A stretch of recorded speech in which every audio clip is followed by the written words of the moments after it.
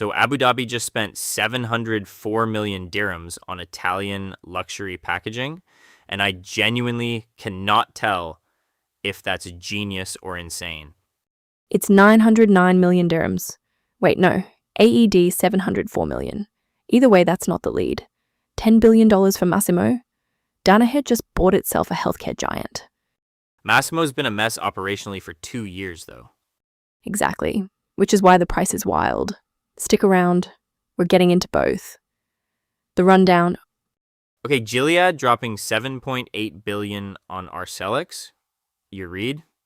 Honestly, smarter than it looks on the surface. Arcellx has a CAR-T program that's actually showing durable responses.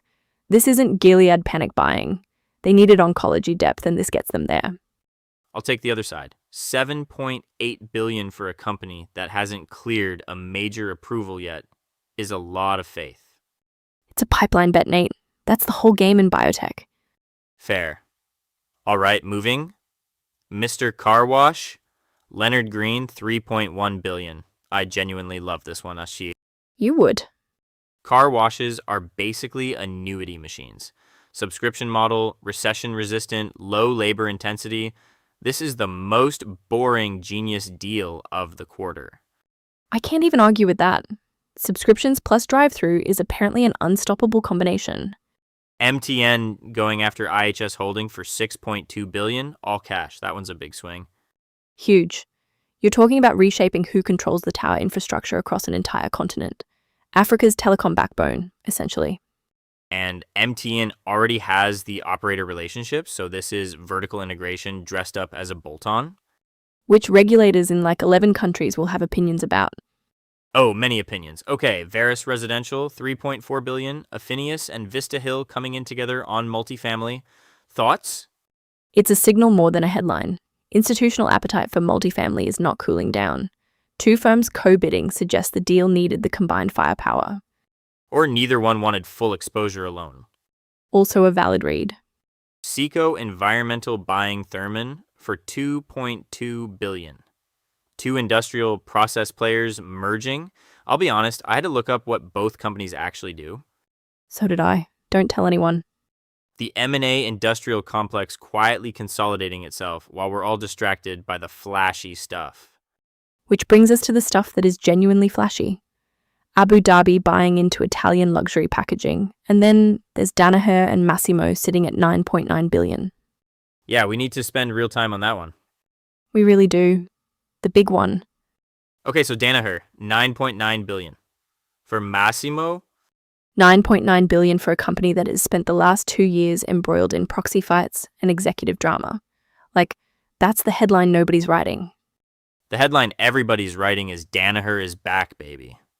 They spun out Veralto, they sat on cash, and now they've deployed it into medtech. Classic Danaher playbook. Sure, but is it? Because the classic Danaher playbook is buying undervalued, boring, operationally messy businesses and running the DBS system through them until they hum. Masimo is not boring. Masimo is complicated. Masimo went and bought Sound United, that's Bowers and Wilkins, Denon, and Wall Street punished them for years over it. Which is exactly why the price is interesting. They're not paying for what Masimo is, they're paying for what it could be after you strip out all the consumer audio nonsense. You think they're going to divest Sound United? I think they're going to divest Sound United so fast it'll make your head spin. That's not a Danaher asset. High-end speakers? Come on. Okay, I actually agree with you there. But here's where I push back. Masimo's core, pulse oximetry, patient monitoring, that's a crowded space. Medtronic's there, Philips is there. What's Danaher actually buying that they can defend? The Rainbow technology, the non-invasive measurement suite. Masimo has patents that nobody else has, and hospitals are locked into the ecosystem. That's a moat. It's a moat if the patents hold. There's litigation risk baked into this company going back years. There's litigation risk baked into every medtech company going back years. That's just the sector. Fair, I'll give you that. Write that down. Nate was right about something. I'm not writing that down. What I will say is, 9.9 billion is a big number to pay for a company that still has to prove it can focus. Danaher is betting they can impose that focus. And historically, when Danaher bets on operational transformation, they win. Historically, this one's larger and messier than their usual targets, though. I want to see the financing structure before I'm fully on board. That makes two of us. And speaking of structures that deserve a closer look, we've got Abu Dhabi money flowing into Italian packaging, which sounds like the setup to a joke, but is actually a genuinely fascinating capital flow story. AED 704 million for 60.8% of ISEM Packaging Group. Gulf Capital, European Luxury. Let's get into it. Voices. Okay, so the antitrust commentary on a potential Paramount Warner Brothers Discovery deal is getting loud. We're talking analysts using phrases like real threats to regulatory approval. Which translated from analyst speak means this thing is probably not happening. Or it's happening and they're getting ahead of the narrative. Either way, the current regulatory environment does not love a media mega merger. 2 studios, 2 streaming platforms, a mountain of debt between them. The combined entity would be enormous and bruised. Very bruised. Meanwhile, on the other side of the deal universe, everyone's watching the Athora Pension Insurance Corporation tie up in Europe. 3.5 billion euros in equity commitments already locked. Regulatory green lights in hand. That one's actually moving. It's being called a bellwether for European insurance consolidation. Which is a word people use when they want a deal to feel more important than it is. Okay, that's fair. But insurance consolidation in Europe is genuinely real. There's capital pressure, yield chasing, the whole thing. Athora has been methodical about this. I'm not disputing the logic. I'm disputing the word bellwether.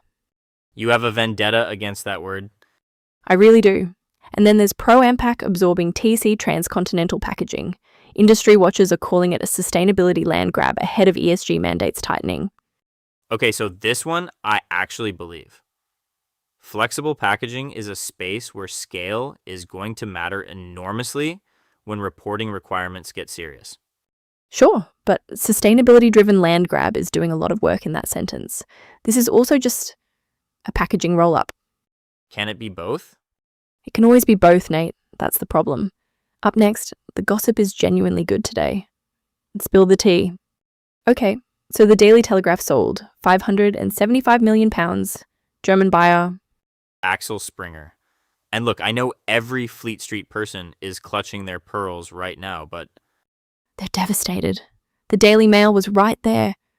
the Daily Mail lost a bidding war for a conservative British newspaper to a German media company. That is genuinely one of the funniest sentences I've said on this podcast. And I've heard some sentences on this podcast. You have... Okay, but Ben Affleck. We have to talk about Ben Affleck. The man sold an AI post-production startup to Netflix, and I have so many questions. Starting with, when did Ben Affleck become a tech founder? Quietly. He did it very quietly. Which, honestly, respect. No press tour. No TED Talk. Just, here's my company Netflix, goodbye. Hollywood pivoting into tech. Tech pivoting into Hollywood. We've fully lost the map.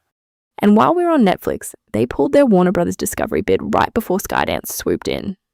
Which is either a coincidence or... It is not a coincidence. I'm not saying it's not a coincidence. I'm just saying the timing is very convenient for everyone involved except the people asking questions. Like us. Like us, deal watchers are raising eyebrows. I'm raising both of mine. The eyebrow market is very active right now. Extremely elevated, strong buy. All right, from gossip to the deal that is actually breaking my brain this week. $9.9 billion. Danaher, Masimo. We need to talk about what's really going on there. Tomorrow's radar. Okay, before we go, what's on the radar tomorrow? Inhabit. Full stop. Kinderhook's $1.1 billion all-cash deal for the home health company.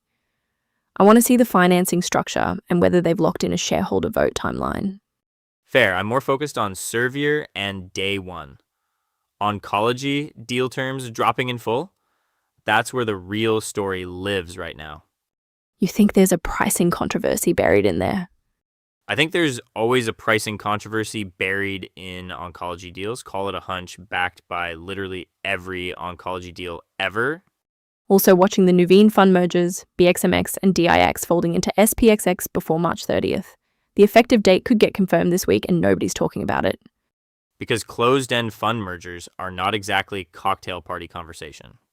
They are at my cocktail parties. That explains a lot about your cocktail parties. Tomorrow we're getting into the Danaher numbers properly. 9.9 billion, and there are questions.